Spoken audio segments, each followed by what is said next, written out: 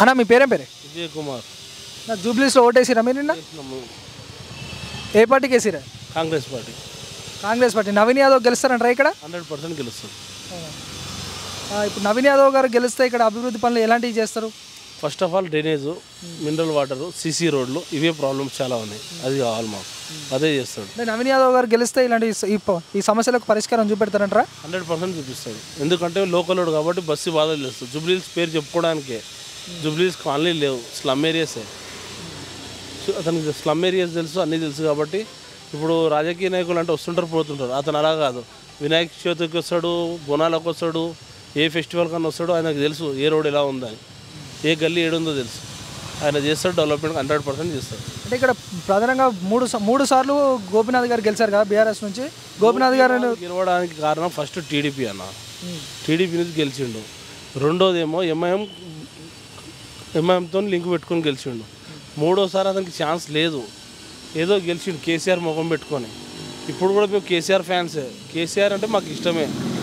Only TRS జూబ్లీస్లో ఏం చేయలేదు అంతే. స్లమ్ ఏరియాస్లో జూబ్లీస్ ఎలాంటి అభివృద్ధి పనులు చేయలేదు. జూబ్లీస్ చెయ్యడు కూడా, చెప్పేసిండు కూడా చెయ్యనని చెప్పేసిండు. గోపీనాథ్ గారు చెప్పినప్పుడు చెయ్యనని చెప్పేసిండు. చాలా టెంపుల్ కూడా ఎండోమెంట్ చేసిండు అతనే. ఇప్పుడు జీటీఎస్లో టెంపుల్ ఉంది, అయ్యప్ప టెంపుల్.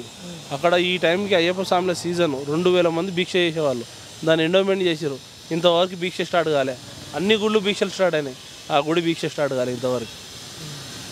అంటే దాదాపుగా ఎమ్మెల్యే ఉన్నంతకాలం వాళ్ళు ఎలాంటి అభివృద్ధి పనులు చేయలేదు. ఏం చేయలేడు అతను. ఇక్కడ మన ప్రధాన సమస్యలు ఏమున్నాయి జూబ్లీస్లో? వాటరే, డ్రైనేజ్ వాటరే. ఇక్కడ నా బస్సు ఉంది, 365 రోజులు సంవత్సరానికి. 300 రోజులు డ్రైనేజ్ బండి అన్న ఉంటుంది. 300 రోజులు అక్కడే ఉంటుంది. 100% ఉంటుంది. మీరు కంప్లైంట్ చూసుకోవచ్చు వాటర్ వాష్లో.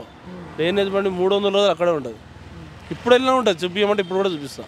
ఇప్పుడు ప్రధాన పార్టీలు బీఆర్ఎస్ కావచ్చు, బీజేపీ కావచ్చు, నవీన్ యాదవ్ రౌడీ షీటర్ అంటారు. నిజంగా రౌడీ షీటర్ అయినా నవీన్ యాదవ్ గారు? నవీన్ యాదవ్ నన్ను కొట్టింది చూపించమనండి, ఆయననే అన్నాడు.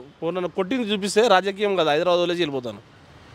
ఇప్పుడు నవీన్ యాదవ్ కొట్టిండు అనుకో, చూపిస్తే అతనే అన్నాడు కదా హైదరాబాద్ వదిలేసి వెళ్ళిపోతాను. మళ్ళీ రౌడీ అన్నాడు ఏం చేయాలి? అంటే ఇప్పుడు దాదాపుగా అందరు ఏమంటున్నారంటే జూబ్లీస్లో ఓటుకు డబ్బులు మంచిగా అంటారు. టీఆర్ఎస్ 3000 ఇచ్చింది రాజీవ్నగర్లో. టీఆర్ఎస్, బీజేపీ, కాంగ్రెస్ ఇచ్చిరా? అందరు ఇచ్చి డబ్బులు, ఎవరు ఎంత ఇచ్చింది తెలియదు. అందరైతే డబ్బులు ఇచ్చారు. మరి అన్ని పార్టీలు డబ్బులు ఇచ్చినాయి అంటారు. అన్ని పార్టీలు ఎలక్షన్ అంటేనే డబ్బులు ఇవ్వాలన్నా. డబ్బులు ఇవ్వండి ఓటేస్తారు. డబ్బులు ఇవ్వండి ఓట్లు జరగమంటారా? 100% జరగాయి స్లమ్ ఏరియాస్లో. మళ్ళీ మర్చిపోతారు కార్యకర్తలు అంతే.